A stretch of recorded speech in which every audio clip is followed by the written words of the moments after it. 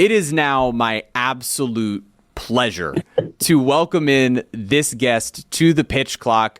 Seemingly everyone's favorite baseball guest we've ever had on this show. My opinion, the most delightful guest we've had all of the calendar year of 2025.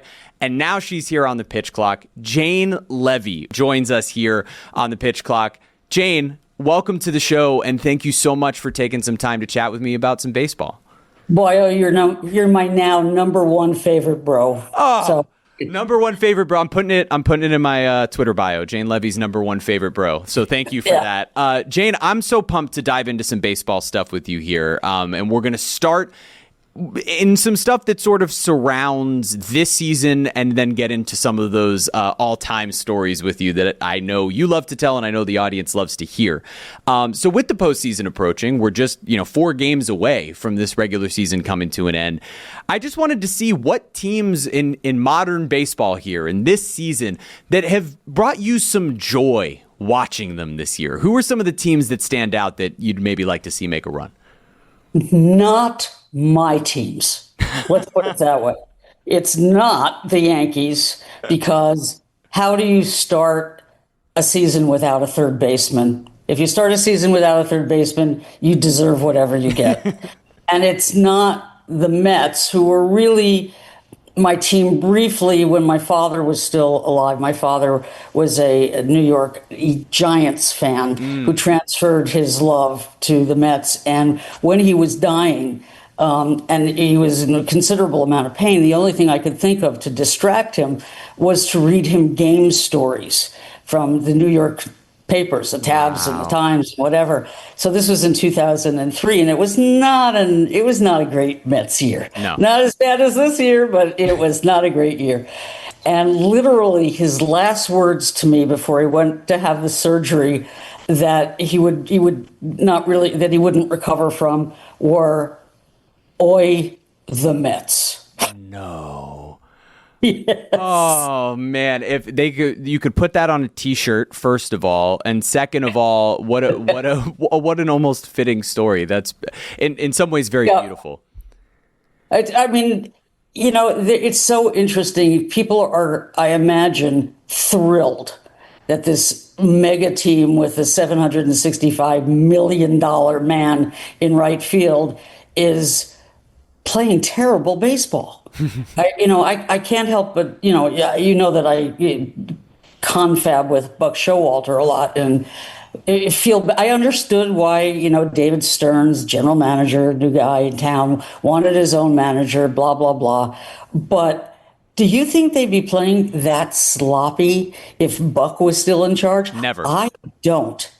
I mean, what's missing, and I would say it's equally true of my Yankees and my dad's Mets, is the lack of attention to fundamentals, the inability to do the basic things I was taught.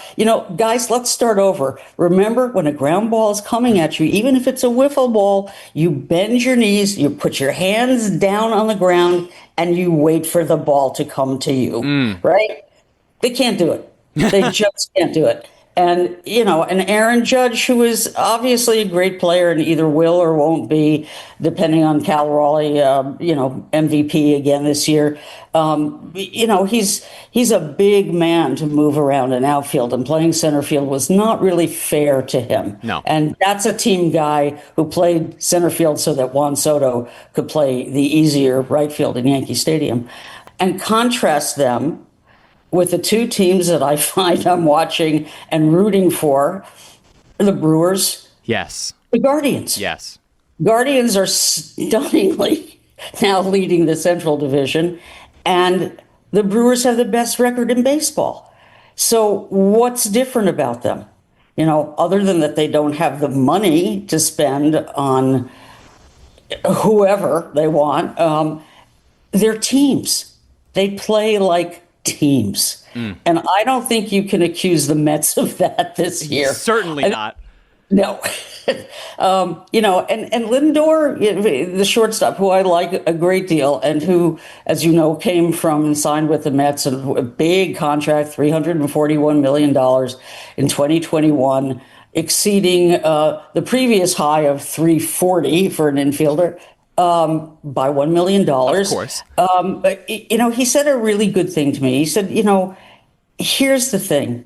As long as players are paid through athletics, excuse me, that's really bad, through analytics, and they're paid to do the things that are analytically valued by teams, hit home runs, who cares about defense, blah, blah, blah. He said, I'm going to hit home runs. Mm-hmm. That's what you're going to do, because that's how you get paid in this game.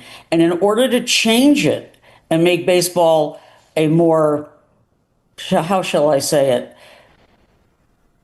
excellent team across the board. I mean, excellent sport across the board, and have teams excel in not just one thing, to maybe striking out and hitting home runs.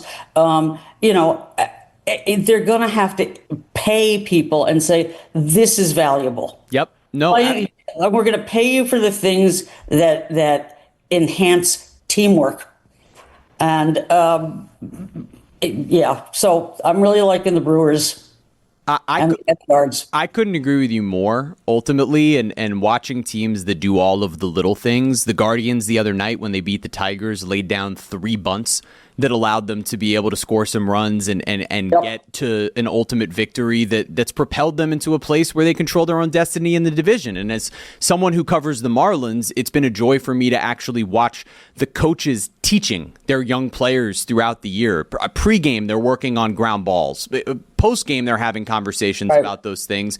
And it's one of the only reasons that team has overachieved the way that they have to technically, as of today, still be alive for a potential postseason. I was going to say, I saw a story yesterday going, and the Marlins are still alive. It's crazy. It makes no sense in the world. But here they are with potentially playing the spoilers with the Mets down here in Miami this weekend.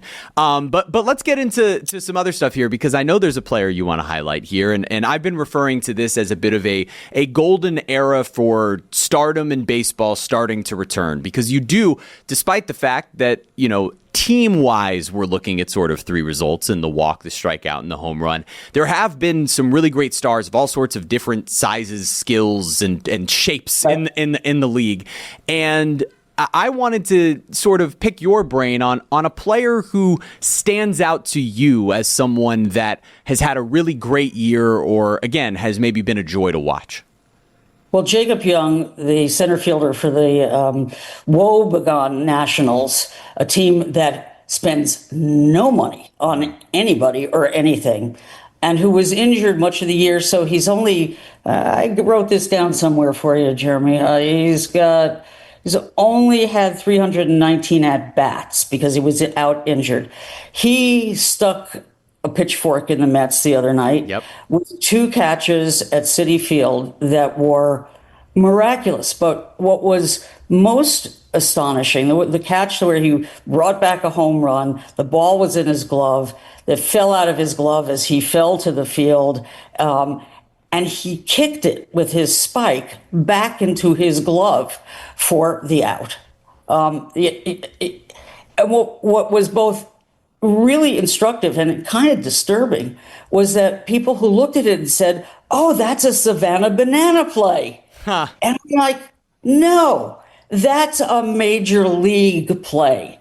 That's what happens when you don't give up on a ball. That's what happens when defense is your game, because God knows this guy can't really hit too much. But he's got, he had 20 outs above average in 20 this year, 20 last year, and 14 so far this year, with only, being out injured twice and only 319 at-bats. So, there's a case of paying a guy, probably not much, I don't know what his salary is, to do something that has value in 2 ways. What the bananas comment means is, oh, it was entertaining. Yes, it wasn't a home run. It wasn't a strikeout. It was a part of the game that is woefully unappreciated these days. Yes. When's the last time you can think of that a playoff series was determined by a play that wasn't a home run or a strikeout, and where that's the thing you remember. Wow. That's an incredible observation. It's funny. The first thing that comes to mind is the old wild card game where Matt Holliday on a sacrifice fly slid in at home plate. And maybe that was even a winner go home post the regular season. But God, we're approaching on 20 years since that was the case. His children are in Major League Baseball now. So right. It's a great point that you make where so much of it is ultimately like who gives up the home run. I would the one I go back to the most because it's so fraught with meaning and larded with history is Dave Roberts' steal in 2020 in 2004. Wow, yes, he sent in as a pinch runner and talk about a neglected part of the game. Now, Major League Baseball has increased the size of the bags in order to put a zets in the running game, and it has worked. But I spent a lot of time with Ron Washington, the manager of the Angels, who unfortunately had to leave halfway through this season because of he had to have a quadruple bypass.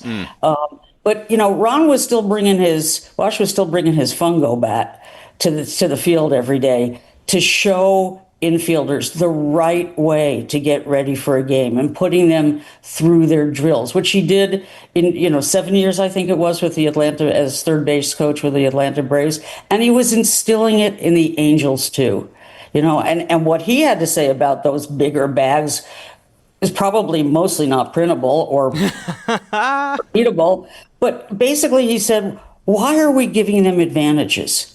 Why do we have to give them advantages to do the things that they should be taught to do right? Yep. Now that extra bag, that extra 3 inches in that new bigger bag, he said, is the difference between safe and out if you cut it right. So he was showing them how to cut the bag the correct way to give yourself the advantage that. He said that bag can help you. There are advantages in that bag, as opposed to the guys who run right through it and then go, oh, I have to go left. Boom, that way.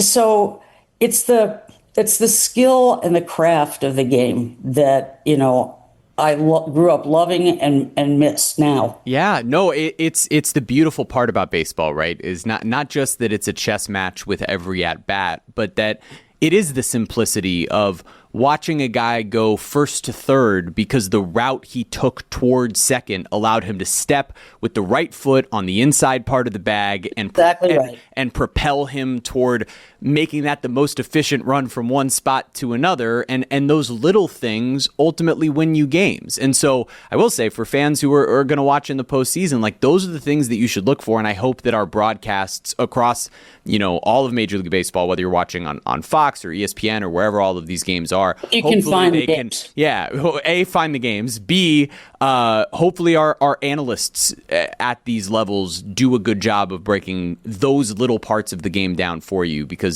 they're some of the most beautiful parts of what baseball is. And get exposed. That either the lack of them or the inability to execute them get exposed in playoff games. Absolutely.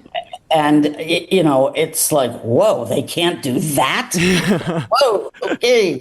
Yeah, it's where all these relievers come in and everybody's striking out. But nonetheless, we are looking at a couple of truly historic collapses down the stretch here in Major League Baseball. I mean, we're talking about the Mets on one side of it who may not ultimately make the postseason, which is crazy to think about considering I believe they had the best record in all of baseball in June. And then you look at the Tigers, another team who had the best record in all of baseball at one point this season. The Guardians had a 0.1% chance of winning the AL Central 2 weeks ago. And yet now here they are leading the AL Central. The Tigers are just a game away ahead of the Astros from potentially missing the postseason. Jane, you have the context. These historic collapses and others that come to mind. Baseball's so unique in this way, but what do you think of what's going on here? Money don't buy you love. The Tigers are certainly different because, they had the pitching, right? The Mets went into the season with glue and tape, putting that pitching staff together. So many general managers now build rosters on the fly during the year. They don't really care if they start without four really good starting pitchers. Oh, I'll get one. No problem. We'll pick one up. Somebody will emerge, because they know that at least half of the ones they've got are going to be on the injured list by the time they get to the trade deadline. So, the problem is, if you pay people through, and I'm going to say it right this time, analytics, it doesn't foster teamwork. Yeah. Take, for example, FIP, the pitching metric du jour, which was created by Tom Tango, who's now the senior architect for stats at Major League Baseball. Brilliant guy, lovely guy. So that's WHIP, which was the first one, became DIPS, became FIP. Okay, but the thing about FIP is, what it does is it takes away from a pitcher's stats all the unlikely things that'll happen to a ball after he lets go of it, right? It's the ball, the grounder that he induces that hits a pebble in the infield, where baseball is famous for pebbles in infield. It's the wind that picks up, in left field when Jason Dominguez is playing, they're out of position. It's the network television deciding, this is historical, in 1966, to have the Dodgers play at Chavez Ravine, the fourth game of the 66 World Series, during the day, which they never do. Because why? The sun fields are brutal. And that's why Willie Davis made 3 errors in 1 inning on Sandy Koufax's last game in the major leagues. So Joe Torre said to me, and I think it's probably as eloquent as anybody is in the book, he said, they're trying to make an imperfect game perfect, and I resent it. And it also speaks to the idea that you can perfect it. I don't really think that kind of perfection is very interesting, bluntly said. In anything. By the way. In anything. I don't understand why a more perfect should be the goal. The goal should be, can you adjust to that circumstance? As opposed to the FIP mentality, which gives an agent and his pitching diva, a way to sell himself absent the things that happen or are flubbed by a teammate. So it's contrary to teamwork. And I think if you look at teams that are put together that fall apart, you have to say you can't measure teamwork. But you can, it's like pornography. And the Supreme Court justice said, but you know it when you see it. Yep. And I haven't seen a lot of it in the Mets this year. Yeah, well, and part of the brilliance to me of a great pitcher is being able to overcome despite what might be going wrong behind you, right? So while, yes, unearned runs are part of the game and deservedly so in the way they affect ERA, what might make a pitcher brilliant is being someone who, hey, despite a couple of errors that allowed a couple of runs to come in, they can mentally overcome what's next. And by leaning too deeply on fielding independent pitching, you're looking at something all on paper in a box, not looking at, for lack of a better term, the moxie of the guy that you have on the mound. And ultimately, like you said, like, perfection is boring. Let's move to some sort of general baseball questions. Who, Jane, were your favorite players or managers that you've gotten to spend some time with and chat to as a journalist covering this game? Well, it was an honor and a treat to be dressed down in the most emphatic way and to get how shall I put this, a crash course in baseball expletives by Jim Fry, manager Jim Fry, and especially Earl Weaver when I covered the Orioles. Oh my God. I never knew you could use the word horsebleep.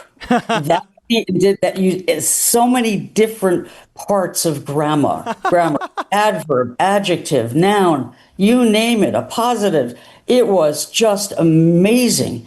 It was a verbal display of bleeping dexterity like I've never seen in my life. It was amazing to watch that guy work. And of course, he was, decades ahead of everybody else. I mean, he was basically an analytics guy, and he kept he kept index cards of all the tendencies and who did what against what. And, so it's not like these ideas were unprecedented. It's just that the sample that guys like Weaver were working with was so much smaller than you can work with a computer who can assemble, a clean data set and turn it into gold. Yes. So I loved Earl. This is going to sound strange. I mean, I loved Kenny Singleton. Really? And Rick Dempsey, and I had a time with them in the locker room. This is when I was covering the Orioles. Players test you. What they do, they test themselves. Yes. All the time. That's basically what they're doing every day, is testing themselves against the best there ever was, and the other guy in the dugout who's the best other than them. Right? Are they going to lose their job to that person, or in the league? So these guys, needless to say, played as a team, but they test you. And so they test reporters, particularly female reporters. So I came in to the Orioles locker room after an absence of some 51 plus days after the conclusion of the 1981 baseball strike. And I'm sitting there on the edge, the arm of Singy's captain's chair, because it was not the opulent setup that you have now in clubhouses, right? And somebody comes up to me and puts his hand over my eyes and starts examining my person with his other hand, very carefully, not to go into any erogenous zones. I want to say that. Sure. Nonetheless, it was highly inappropriate. Oh, yeah. And the roster size had increased enormously because it was post-strike and they needed to have extra players. So they want me to guess who this is. And he's not let go till I figure out a sufficiently cool answer. So I remembered, or I thought I did, that George Brett had been on crutches not that long ago and had been photographed by a female photographer and wasn't happy. And so I scream out, "It's George Brett!" And Rick Dempsey walks, lets go of my eyes, and he walks across the locker room, dragging one of those silly little white towels that cover nothing, and goes to his locker, sucking his thumb and saying, "She only goes with MVPs." Oh, my goodness gracious. So I was in. After that, not only did they never bother me, they helped me. Yeah. And in today's world, I should have sued. I should have reported them, and sometimes I think I was really wrong not to. Yeah. But I knew what it was. I understood what was going on there. It's a very different time, the 80s. Women in locker rooms was still a new thing. But I need to tell you that in 1983, when he became MVP of the World Series, I did get a telephone call. Of course. Of course you did. Of course. Look, it's still, in very different ways, obviously, a different experience for women in the locker room. I just witnessed something the other day with a player who, no women were looking in the direction, but he asked his teammates to get the women out of the clubhouse when he was going to change in particular. Now, I do believe that might have been a religious thing for him. I'm not sure what the deal was, but I certainly felt like this wasn't okay. So I left the clubhouse with them because I just didn't feel like there should be that disparity between the men and the women in the clubhouse going to do their job. Well, no, wow. It feels like... Nonetheless, maybe that part doesn't even get included in this interview, but it just knowing that there are disparities like that can be frustrating, and that's here in 2025. So I can only imagine in the 1980s some of the things that you were witness to or privy to. But Jane, you and I are sharing in that we celebrated Rosh Hashanah this week. Lashana Tova to you. And you literally wrote the book on the greatest Jewish baseball player of all time, Sandy Koufax. I'm fascinated by both the pitcher and the human being Sandy Koufax for a multitude of reasons. And I can only imagine some of the things that you learned about him and with him sort of resonate today. And so I would just really love to sort of hear some of your favorite Sandy Koufax anecdotes or stories. Oh, we need a year for that, Jeremy. We could talk all day. So here's one that, why did it occur to me? I think it was in the context of teamwork and respect. Sandy was named the left-handed pitcher, for in 1999 for the 20th Century All-Star team, right? That meant leaving off Warren Spahn. And Sandy said, I'm not going if he's not going. So they had to change the rule about how many pitchers were being named in order to accommodate that. And, he was mindful, as he ought to have been, that he won 165 games in his attenuated career. And Warren Spahn, 363 wins in 21 seasons. Correct. One of the last being that game against Marichal at the Stick in 62, which was, 0-0 until Willie Mays hit a home run in the bottom of the 16th inning. Spahn was pretty fragile. And this was before Truist Park, so this is, the other Braves home. And Sandy waited, and Sandy was announced, and he didn't pop out of the dugout. He waited for Warren and gave him his arm and helped him up the dugout steps. And they walked arm in arm up the ramp. And that kind of respect, he said the guy had 363 wins. He knew who he was. Sandy knew who he was and what he could do. He's not without pride in his accomplishments. Nobody, if I had to pick, my favorite pitcher of all time, I probably should pick Mariano Rivera, will be the last fabulous closer. But the ball came out of Koufax's hand differently than anybody else's. And no, he didn't do it as long, in many games, as many innings as Warren Spahn. Actually, he might have done as many strikeouts. But if you're talking about pure quality, and the ability to do what was intended and to execute a plan, with that 12-6 curveball and fastball that, came out of exactly the same, now they called it tunnel, they do. Yep. The same, and now suddenly, he pointed this out to me. He said, did you see that article that with science has finally decided that fastballs really can rise? Hello. So, he's an extraordinary human being. I like to say he's as good a human being as he was a pitcher. Let's get into a question I had here that was sort of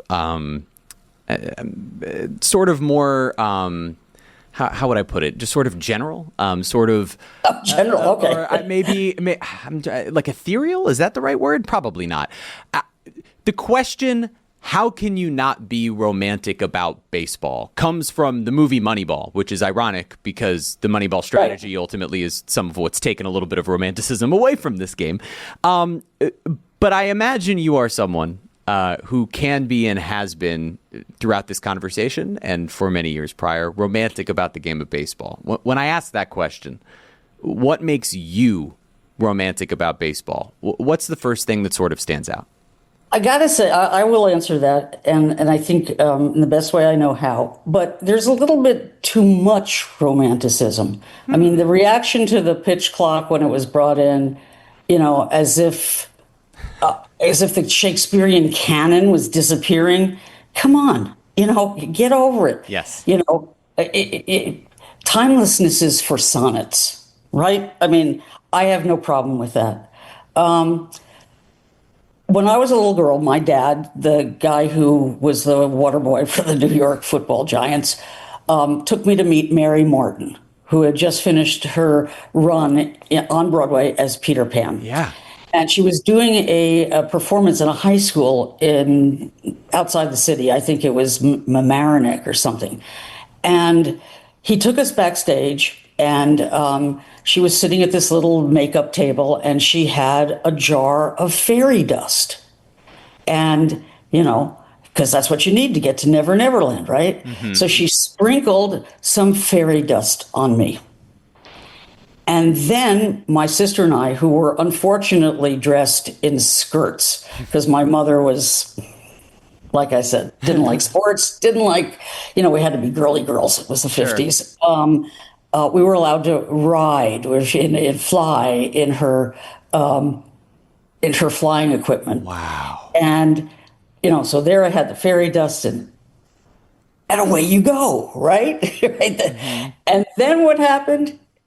The guy who was operating it, the equipment, got his finger caught in the board, and it was horrifying. And so I was up there for a while. Oh my God. Hanging out. I don't remember, because I don't want to, how bad his injury was. But baseball had the quality of fairy dust being sprinkled on it when I was growing up. And that's what it's lost, in my opinion. And there's a difference between that, feeling of anything is possible. I mean, you mentioned to me you wanted my 5 top players of all time, and I really worked on it, Jeremy. I can't wait to get to them. And it's the idea, the old maxim in baseball: you come to the ballpark and you might see something that you've never seen before, or that's never happened before.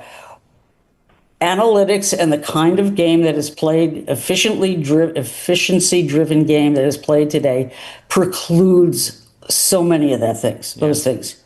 I was thrilled a couple of weeks ago when Dave Roberts, who famously removed Clayton Kershaw from his almost perfect game in April 2022, let Yamamoto stay in the 9th inning to try to complete his no-hitter. The fact that he didn't, that Jackson Holliday, son of Matt, hit a home run, didn't make it bad. It made it better. Yes. It was the perfect baseball ending to me. And those kind of things can't happen if pitchers come out after 5.2 innings, starting pitchers come out after 5.2 innings. So I was thrilled that Dave Roberts let him stay in. And he said later, I wanted it for him. I wanted it for him bad. Yeah. And, and I applauded that, especially since he's known for also having taken Rich Hill out of a perfect game because he's had a blister on his left middle finger, which I examined, by the way, to see if there was any residue. Really didn't look like much. He said, there's a little bit. I don't see it. So that's what baseball's lost. Yeah. And that sense of wonder and anything is possible. And in order to get that back, you have to let those anything is possible moments happen more often. Yeah. Like I said, I think the home runs are boring. I don't even look up anymore. Why bother?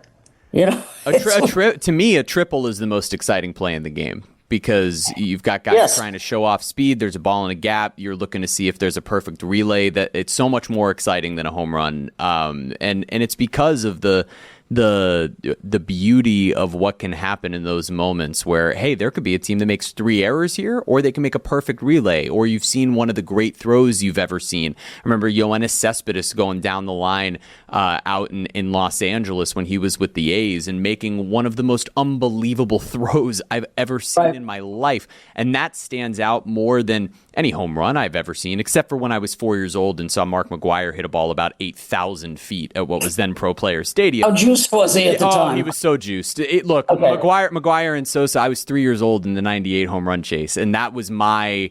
Okay, I forgive you. Yeah, those guys are still and will forever be in my heart as my favorite players, no matter how much I cried during their congressional testimony. Dave Parker. Oh, throwing yeah. from right field. I mean, come on. Even Clemente throwing from right field in the World Series. Vladimir Guerrero making throws from right field. Like, these are the things that you end up missing in the game when you're shifting guys around just simply to hide them. I know there's so much of just like, let's hide a guy in left field as opposed to finding someone who can be a strength there. But hopefully we're getting closer. I have a fix for this, I would love to hear it. You might have mentioned this. You might have mentioned this on the show, right? The tall outfield, right, with the clear. Yeah. Absolutely, the plexiglass walls.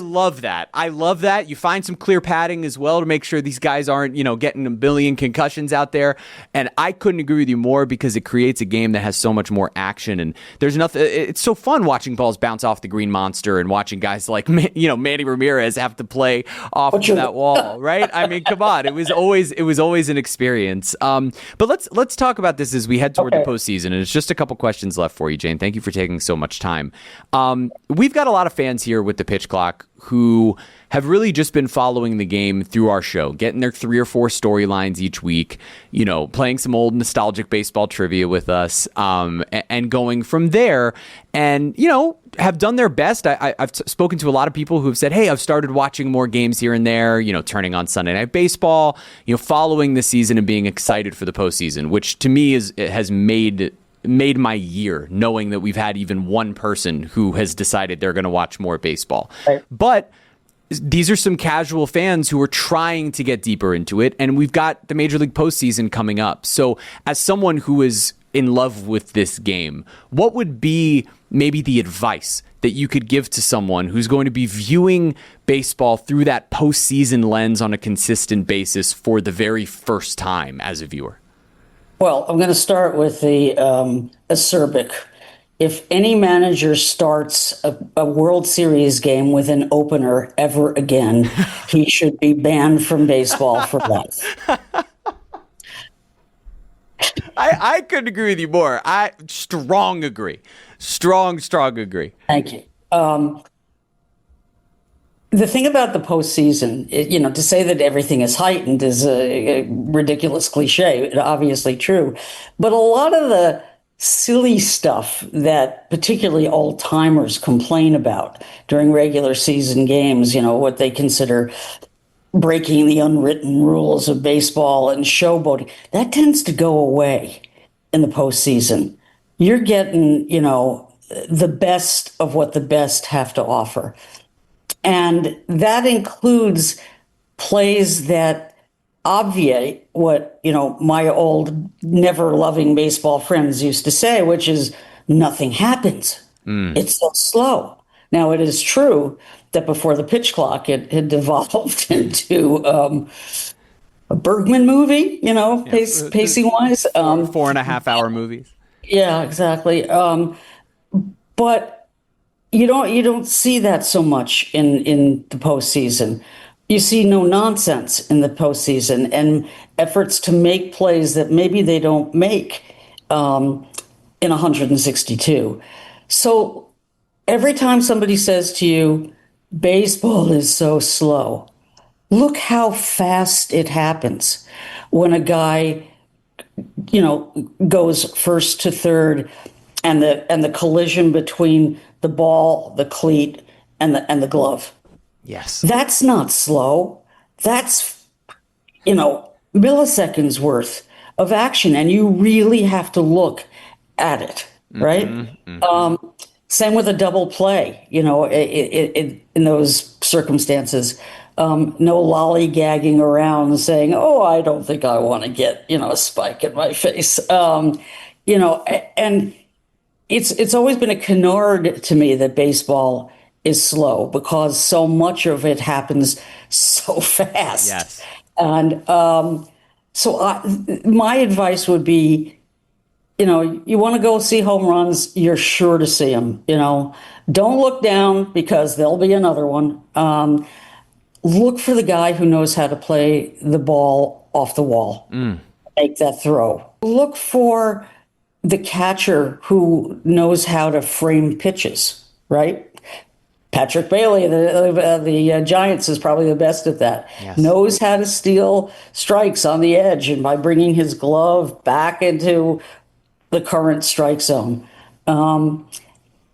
you will see the little things at work, and you see them much more in the postseason than you do day by day. That's such a great point, and specifically, like when you talk about stealing strikes, right? Like this might be one of those final postseasons that we get to watch that happen as the ABS comes into play, and it's important in terms of framing things as a baseball fan. When there are several strikes on the outside corner or the inside corner for a team that get called incorrectly, there shouldn't be a level of frustration with the umpire. These umpires are tremendous. There should be a compliment paid to the catcher who is positioning his glove or his body or a combination of the two in a way to be able to convince that umpire that that pitch is a strike. That's some of the beauty of baseball. And one of the other things to pay attention to, because this is a space where oftentimes some starting pitchers, the best of the best, can go deeper and deeper into the game and see times, a third or maybe fourth time through the lineup. Watch how pitchers set up hitters for later at-bats. Watch what the pitch sequencing is against the best hitter in the lineup the first time they go through. If it's a lot of fastballs, if it's a lot of sliders, if it's a lot of sweepers, and the way that goes the second time around, because then you might be able to start predicting the third time through, if I'm the hitter, what am I looking for? Right. And being able to balance off of that. Those are the little things that happen in the game between that quick action that you're talking about of a stolen base or a tag at third that are the little things that fans can pay attention to. And so let's wrap right here. I asked you for your top 5 baseball players in the history of the game. Here we go. You've told me there's a list. Let's get to it. Let me see. I did this. Okay. And this is very idiosyncratic, but I know you expect nothing less of me. I love it. Babe Ruth, he invented the home run and the power game that is now way out of hand. And actually his mechanics and his swing and his use of leverage with his 52-ounce bat before he switched to a 34-ounce bat are really quite modern. Hank Aaron, because he broke the Babe's record when much of America didn't want him to do so, and he did it with extraordinary class, forbearance, and grace. That's right. Mickey Mantle, because he generated that expectation. What was going to happen when he came to the plate? Was he going to injure himself yet again in such a graphic and horrible and defining way that he'd never be the same? I was at one of those games, and it was horrible, wonderful, exciting to see.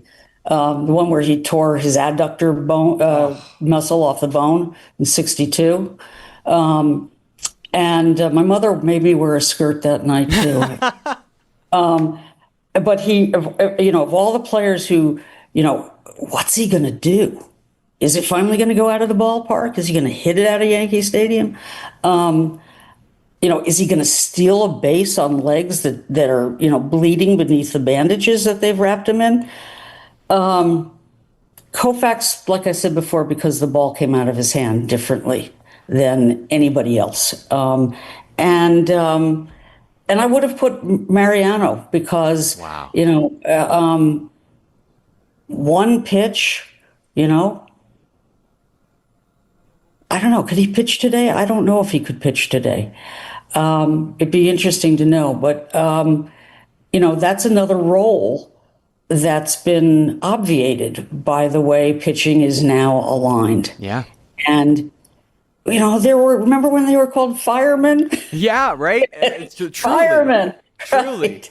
I love that we have a closer on this list. I love that we have 2 players whose careers were cut short, but their excellence stood out in a way that was necessary. And, of course, 2 of the greatest players to ever play the game and compile stats that are unmatchable without, performance-enhancing drugs. Quality, not quantity. Absolutely. Speaking of quality, this has been a really quality conversation. Jane, thank you so much for joining us. I love you, boyo. I love you, too. This is just the best. This is awesome. Thank you so much. We really appreciate it. Great. I'll talk to you again. Absolutely. Take care.